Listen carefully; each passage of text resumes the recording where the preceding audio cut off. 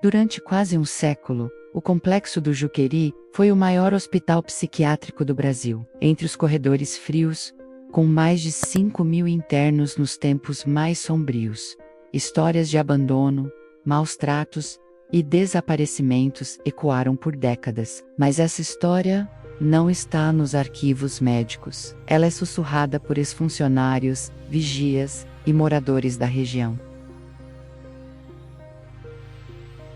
E começa com uma enfermeira chamada Luísa. Luísa tinha 27 anos quando aceitou o emprego no Hospital Psiquiátrico do Juqueri. Era jovem, determinada e, como costumava dizer, não acreditava em fantasmas só em turnos longos. Foi designada ao turno da madrugada no setor esquecido do hospital, o pavilhão 8. Ali, os corredores eram escuros. Os vidros das janelas estalavam ao menor vento, e o cheiro de éter e mofo parecia impregnado nas paredes. O pavilhão havia sido desativado nos anos 60, depois de uma suposta reforma, mas os mais antigos diziam que aquilo foi só uma desculpa, menos o que havia ali dentro.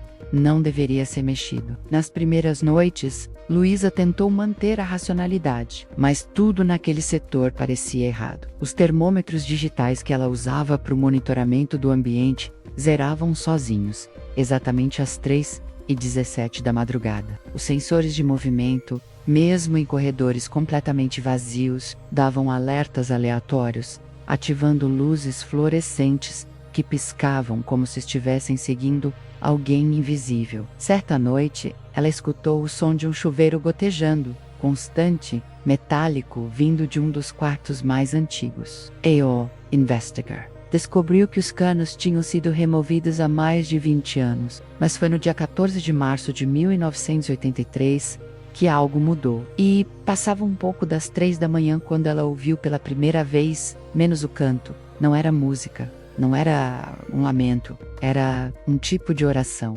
repetida, baixa, como se sussurrada por várias vozes ao mesmo tempo, em um tom grave, quase ritualístico. Libera-me, Domine, de morte a eterna libera-me, Domine. Libera-me. O latim, que ela só reconheceu por ter estudado enfermagem em uma escola católica, ecoava pelos corredores vazios, vindo de um lugar onde supostamente não havia ninguém. Armada com uma lanterna e uma prancheta que tremia em sua mão, Luísa seguiu o som. Ele a levou até o fundo do pavilhão 8, por um corredor que ela jurava não estar ali nos dias anteriores. A luz da lanterna tremeluzia e o ar parecia mais denso, como se a própria atmosfera estivesse mais pesada. Foi então que ela viu a porta. Era de metal, com tinta descascando, e tinha o número 108 pintado à mão. O estranho, ela conhecia de cor o mapa daquele pavilhão.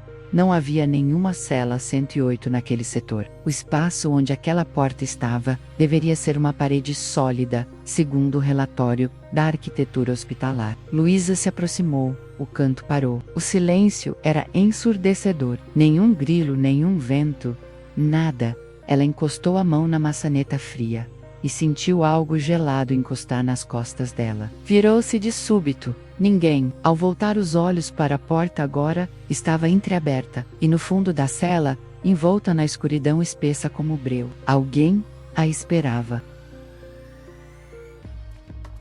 A porta, antes fechada, agora se abria lentamente diante dela, gemendo, como se não fosse aberta há décadas. Luísa hesitou por um segundo. Seu coração pulsava tão forte que ela ouvia o sangue nos ouvidos, mas algo, uma força estranha, uma curiosidade, que roçava o instinto de sobrevivência menos, a puxou para dentro. O feixe da lanterna varreu as paredes. Reboco descascado. Marcas antigas, de arranhões de dentro para fora. O chão era de cimento, mas coberto por uma fina camada de fuligem. No canto do quarto, havia uma pia seca, rachada. Um espelho quebrado refletia sua luz de volta. E logo atrás do reflexo algo se movia. Foi quando ela viu, no centro do quarto, de pé e completamente imóvel, estava uma mulher, muito magra, vestida com o mesmo tipo de camisola hospitalar antiga que os pacientes usavam nos anos 40. Os cabelos longos e encharcados cobriam quase todo o rosto, e mesmo sem movimento algum, Havia uma tensão no ar, como se o próprio cômodo esperasse que algo acontecesse. A pele da mulher parecia pálida demais, como se não visse luz há anos. Ela estava virada para a parede, mas o corpo parecia morto, e ainda assim, vivo. Foi então que Luísa tentou falar. Quis perguntar se ela estava bem, se precisava de ajuda, mas a voz não saiu. A garganta dela parecia trancada. A cada passo que dava para trás, o som do coração aumentava, mas o ambiente permanecia em silêncio sepulcral, até que a mulher virou o rosto, não o corpo, somente o rosto. A cabeça girou devagar, rangendo,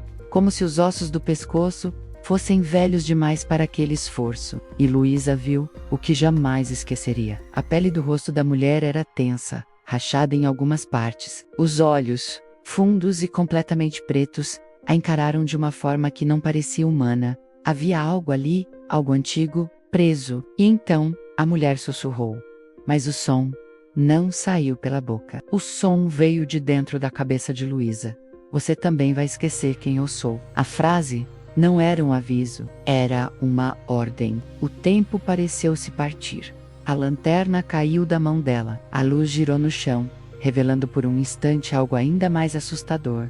O símbolo, desenhado com carvão, ao redor dos pés da mulher. Um círculo com uma cruz invertida e marcas estranhas ao redor, menos como se alguém tivesse feito um ritual de contenção. Luísa desmaiou ali mesmo, sem gritar, sem entender o que havia presenciado.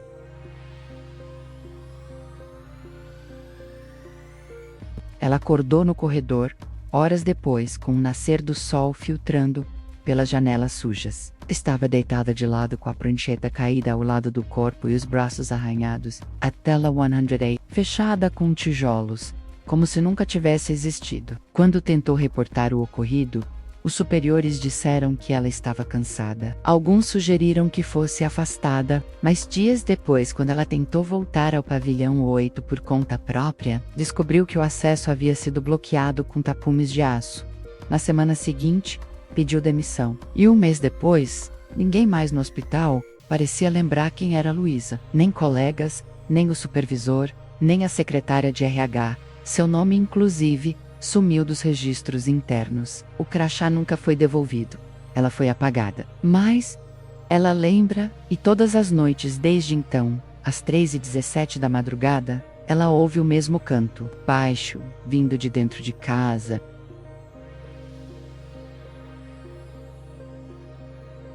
Luísa saiu do hospital, mas o hospital nunca saiu dela. Depois do ocorrido, ela entrou em tratamento psiquiátrico. Falava da mulher do pavilhão 8, com tanta certeza que chegou a assustar os médicos. Mas quando um jornalista investigativo, chamado Murilo Nascimento, tentou localizá-la anos depois, descobriu algo bizarro.